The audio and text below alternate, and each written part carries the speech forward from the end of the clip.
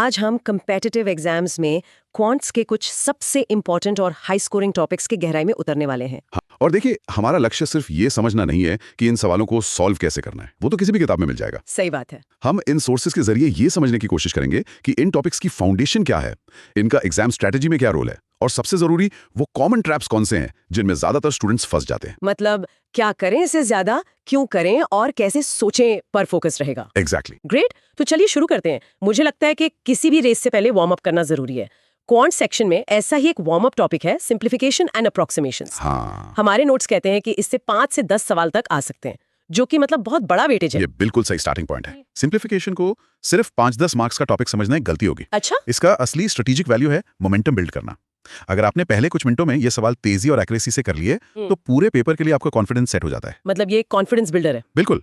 आप जो समय यहाँ बचाते हैं वो डेटा इंटरप्रिटेशन जैसे मुश्किल सवालों में इन्वेस्ट कर सकते हैं। सोर्सेज के हिसाब से सिंप्लीफिकेशन का मतलब है बॉडमास का इस्तेमाल करके कैलकुलेशंस को सॉल्व करना, और अप्रोक्सीमेशंस? और अप्रोक्सीमेशन का मतलब है फास्ट आंसर के लिए नंबर्स को राउंड ऑफ करना। और बॉड मास, ये तो हम स्कूल से सुनते आ रहे हैं, bracket of, division, multiplication, addition, subtraction. ये इतना जरूरी क्यों है? क्योंकि ये कैलकुलेशन की दुनिया का ग्रामर है। इसके बिना हर कोई एक ही सवाल का अलग अलग जवाब निकालेगा। ये एक स्टैंडर्ड प्रोसीजर है ताकि जवाब में कोई एम्बिग्विटी ना रहे। ठीक है, तो इसे एक एग्जांपल से समझते हैं। हाँ बिल्कुल। हमारे पास एक सवाल है, 480 divided by 16 into 25 plus 120 is equal to. अब बॉड मास के हिसाब से सबसे पहले ब्रैकेट सॉल्व करना है जिसके अंदर डिवीजन है। तो 480 को 16 से डिवाइड करेंगे, ये होगा 30। करेक्ट। अब इक्वेशन बन गया 30 इंटू 25 प्लस 120। अगला स्टेप, डिवीजन के बाद आता है मल्टीप्लिकेशन। तो 30 को 25 से मल्टीप्लाई करेंगे। 3 इंटू 25 होता है 75, तो ये हो गया 750। ठीक है, अब बचा 750 प्लस 120 जो कि 870 होता है। तो आंसर इज 870। ये तो काफी स्ट्रेट फॉरवर्ड था। एग्जैक्टली। तो अब सवाल ये उठता है कि अगर ये इतना सीधा है तो एग्जाम प्रेशर में लोग कहाँ गलती करते हैं। हाँ, यही मेरा भी सवाल था। सबसे बड़ा ट्रैप है बॉड मास के ऑर्डर को स्किप करना। लोग जल्दी में डिवीजन से पहले मल्टीप्लिकेशन कर देते हैं, या मतलब ऑर्डर भूल जाते हैं। और कैलकुलेशन मिस्टेक्स तो होती ही होंगी। हाँ, दूसरी गलती है सिली कैलकुलेशन मिस्टेक्स। इससे बचने का एक ही तरीका है, डिसिप्लिन। हर स्टेप को लिखें, जंप करने की कोशिश ना करें। स्पीड प्रैक्टिस से आएगी, स्टेप स्किप करने से नहीं। ठीक है, तो कैलकुलेशन की स्पीड और एक्यूरेसी पर काम कर लिया, ये तो हुआ फाउंडेशन। पर क्या हो जब सवाल सीधी कैलकुलेशन का ना हो बल्कि एक पजल जैसा हो? यहीं पर हमारा अगला टॉपिक आता है, नंबर सीरीज। मुझे ये हमेशा एक डिटेक्टिव गेम जैसा लगता है। बहुत अच्छा एनालॉजी है, क्योंकि नंबर सीरीज आपकी कैलकुलेशन एबिलिटी से ज्यादा आपकी पैटर्न रिकग्निशन स्किल्स को टेस्ट करता है। अच्छा। सोर्स के मुताबिक ये संख्याओं का एक सीक्वेंस है जहां हर नंबर एक फिक्स्ड पैटर्न से अपने पिछले नंबर से जुड़ा होता है। आपका काम उस छिपे हुए पैटर्न को क्रैक करना है। चलिए, तो एक केस सॉल्व करने की कोशिश करती हूँ। सीरीज है 2, 6, 12, 20, 30 और अगला नंबर ढूंढना है। ठीक है। मेरी पहली इंस्टिंक्ट होती है डिफरेंस चेक करना। 2 और 6 में +4 का डिफरेंस है, 6 और 12 में +6 का, 12 और 20 में +8 का, 20 और 30 में +10 का। अरे वाह, मिल गया पैटर्न। हाँ, डिफरेंस 2-2 से बढ़ रहा है। +4, +6, +8, +10, तो अगला डिफरेंस +12 होना चाहिए। तो मतलब 30 + 12 इज इक्वल टू 42। ये एक तरीका है। क्या कोई और एंगल भी है इसे देखने का? बिल्कुल है, और यहीं पर एक्सपर्ट अप्रोच काम आता है। डिफरेंस वाला मेथड बिल्कुल सही है, लेकिन कभी-कभी सीरीज में एक और डायरेक्ट पैटर्न छिपा होता है। जैसे कि? जरा इन नंबर्स को फिर से देखिए। 2 को हम 1 इंटू 2 लिख सकते हैं। अच्छा। 6 को 2 इंटू 3, 12 को 3 इंटू 4। ओह, 20 हुआ 4 इंटू 5 और 30 हुआ 5 इंटू 6। तो अगला नंबर होगा 6 इंटू 7 जो कि 42 ही है। वाह, ये तो ज्यादा एलिगेंट तरीका है। और ये जानना जरूरी है क्योंकि कुछ कॉम्प्लेक्स सीरीज में डिफरेंस का पैटर्न पकड़ में नहीं आता, पर मल्टीप्लिकेशन या स्क्वायर क्यूब का पैटर्न छिपा होता है। तो मतलब गलती ये होती है कि लोग सिर्फ डिफरेंस चेक करके रुक जाते हैं। हाँ, सबसे आम गलती यही है कि लोग सिर्फ डिफरेंस चेक करके हार मान लेते हैं। स्ट्रैटेजी ये होनी चाहिए, पहले सिंपल डिफरेंस देखो, फिर डबल डिफरेंस, फिर मल्टीप्लिकेशन, स्क्वायर, क्यूब। हमेशा सिंपल से कॉम्प्लेक्स की तरफ बढ़ो। Got it. तो हमने कैलकुलेशन की, फिर लॉजिक और पैटर्न को समझा। अब उस टॉपिक पर आते हैं जिसे कई लोग क्वांट की रीढ़ की हड्डी मानते हैं, परसेंटेज। हमारे नोट्स कहते हैं कि ये सिर्फ एक चैप्टर नहीं है बल्कि कई दूसरे चैप्टर्स का बेस है। ये रीढ़ की हड्डी वाली बात बिल्कुल सटीक है। परसेंटेज असल में क्वांट की यूनिवर्सल लैंग्वेज है। Universal language? हाँ, ये कंपैरिजन की भाषा है। अगर आपने इस भाषा पर पकड़ बना ली तो प्रॉफिट एंड लॉस आपको परसेंटेज इंक्रीज डिक्रीज की कहानी लगेगी, और कंपाउंड इंटरेस्ट? और compound interest successive percentage change की कहानी लगेगी। सोर्स के मुताबिक परसेंटेज का मतलब है पर 100, यानी 100 के बेस पर किसी चीज को मापना। ठीक है, इसे समझने के लिए एक बेसिक सा सवाल है। 640 का 25% क्या है? अब स्कूल वाला तरीका है 640 गुणे 25 100। इससे सॉल्व करेंगे तो 100 से एक 0 कटा, फिर 5 से काटा, थोड़ा टाइम लगता है इसमें। और कॉम्पिटिटिव एग्जाम में टाइम ही तो सब कुछ है। यहीं पर स्मार्ट वर्क आता है। इस टॉपिक में सबसे कॉमन मिस्टेक है परसेंटेज को फ्रैक्शन में कन्वर्ट करने में टाइम लगाना या गलती करना। अच्छा। अगर आपको पता है कि 25% का मतलब हमेशा 1/4 होता है तो सवाल बदल जाता है। हाँ, तब तो सवाल बस इतना रह दिया कि 640 का 1/4 क्या है, मतलब 640 को 4 से डिवाइड करना है। 640 4 होता है 16, तो जवाब आया 160। देखा? इसमें तो पेन उठाने की भी जरूरत नहीं पड़ी। एग्जैक्टली यही तो इंसाइट है। कुछ कॉमन फ्रैक्शंस को याद करना रट्टा लगाना नहीं है, ये आपकी मेंटल टूल किट को अपग्रेड करना है। जैसे 25% is equal to 1/4, 50% is equal to half. हाँ, 75% is equal to 3/4, 20% is equal to 1/5, 10% is equal to 1/10, 12.5% is equal to 1/8। इन्हें याद रखने से आप दूसरों से कुछ सेकंड्स की बढ़त ले लेते हैं और क्वांट में यही सेकंड्स मिलकर मिनट्स बनाते हैं। तो परसेंटेज की लैंग्वेज सीखने के बाद अब हम इसकी रियल वर्ल्ड एप्लीकेशंस पर चल सकते हैं, और सबसे सीधी एप्लीकेशन है प्रॉफिट एंड लॉस। ये एक ऐसा टॉपिक है जो बहुत प्रैक्टिकल लगता है, और नोट्स के हिसाब से इससे 2 से 4 पक्के सवाल आते हैं। प्रैक्टिकल है और पूरी तरह से परसेंटेज के कॉन्सेप्ट्स पर बना है।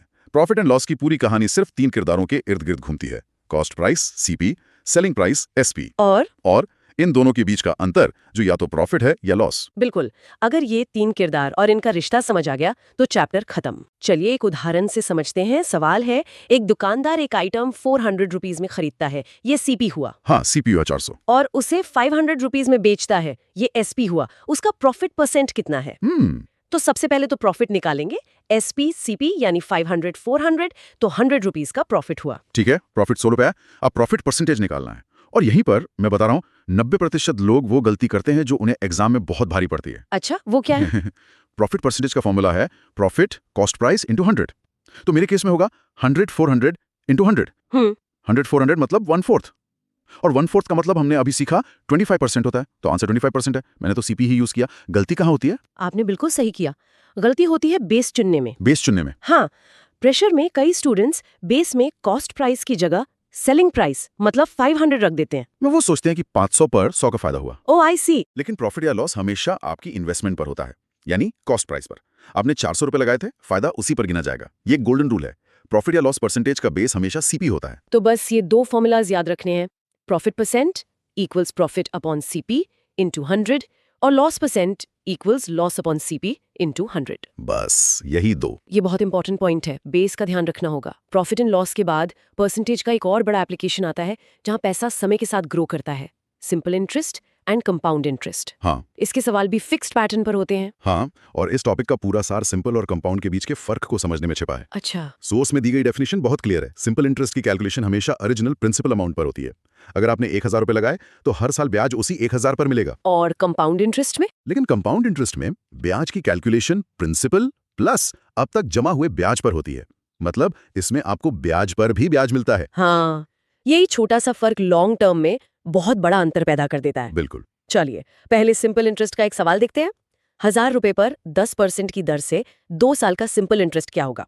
इसका फॉर्मूला तो सीधा है, SI is equal to P into R into T divided by 100। P is equal to 1000, R is equal to 10 और T इज इक्वल टू 2 है। हाँ, तो वैल्यूज को फॉर्मूला में रखती हूँ। SI is equal to 1000 into 10 into 2 divided by 100। नीचे के 2 जीरो ऊपर के 2 जीरो से कट गए, बचा 10 इंटू 10 इंटू 2 यानी 200 रुपीज। काफी सिंपल था। हाँ, बहुत। बिल्कुल। सिंपल इंटरेस्ट के सवाल ज्यादातर फॉर्मूला बेस्ड होते हैं।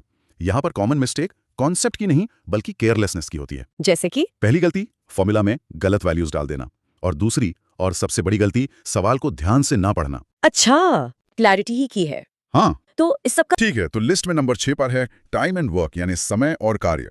हम सब जानते हैं कि इसका मतलब है कोई व्यक्ति दिए गए समय में कितना काम कर सकता है। लेकिन इस सीधे से दिखने वाले टॉपिक में असल चुनौती कहाँ छिपी है? बहुत अच्छा सवाल है। चुनौती इसकी सादगी में ही छिपी है। इससे 1 से 3 सवाल आते हैं, और अच्छी बात यह है कि वो लगभग हमेशा एक ही पैटर्न पर होते हैं। अच्छा। मतलब अगर आपने पैटर्न पकड़ लिया तो नंबर पक्के हैं, लेकिन उम्मीदवार अक्सर इस सादगी को हल्के में ले लेते हैं। तो एक उदाहरण से समझते हैं। सवाल है, ए एक काम को 10 दिनों में कर सकता है। ए का 1 दिन का काम निकालें। इसका हल तो बहुत सीधा है। ए का 1 दिन का काम होगा 1/10। हाँ, और यहीं पर सबसे आम गलती होती है। अक्सर छात्र कुल दिनों को एक दिन के काम में बदलना भूल जाते हैं।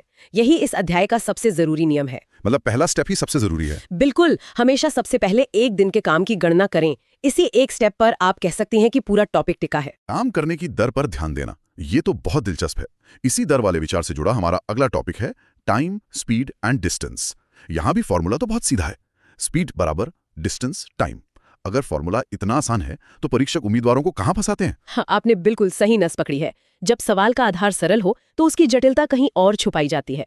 इस टॉपिक में वो जटिलता है यूनिट्स यानी इकाइयों में। अच्छा।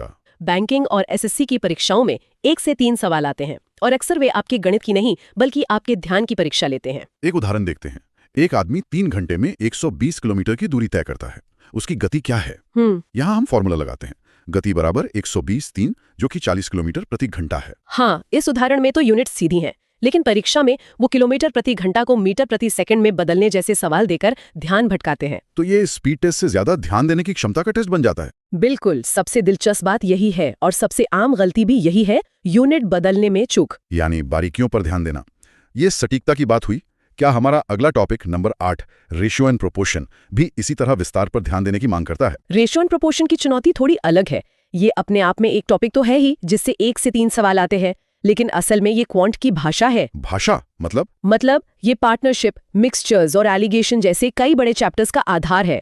अगर आपका अनुपात का कॉन्सेप्ट कमजोर है तो आप आगे कई टॉपिक्स में संघर्ष करेंगे। अच्छा, तो इसका एक क्लासिक उदाहरण है 100 को 2-3 के अनुपात में बांटें। इसे हल करने के लिए पहले हम अनुपात के हिस्सों को जोड़ते हैं।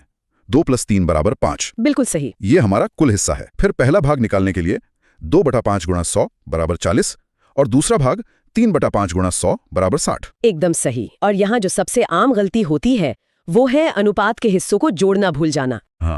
हाँ, इसलिए रिवीजन का सबसे महत्वपूर्ण बिंदु यही है, हमेशा अनुपात को कुल हिस्सों में बदलें। तो रेशियो हमें हिस्सों को एक पूरी तस्वीर के हिस्से के रूप में देखना सिखाता है। बहुत खूब। अब बात करते हैं टॉपिक नंबर 9 की, एवरेज यानी औसत। इसका मतलब बहुत सरल है, सभी मानों का योग मानों की संख्या से विभाजित। हाँ, और इस टॉपिक की खासियत ये है कि इससे 1 से 3 बहुत आसान सवाल आते हैं। ये वो सेक्शन है जहाँ कम समय में पूरे नंबर लाए जा सकते हैं। सही। इसका मूल मंत्र बस एक फॉर्मूला है, औसत बराबर योग संख्या। उदाहरण के लिए 10, 20, 30 और 40 का औसत निकालें। ठीक है। पहले हम योग करते हैं। 10 + 20 + 30 + 40 = 100।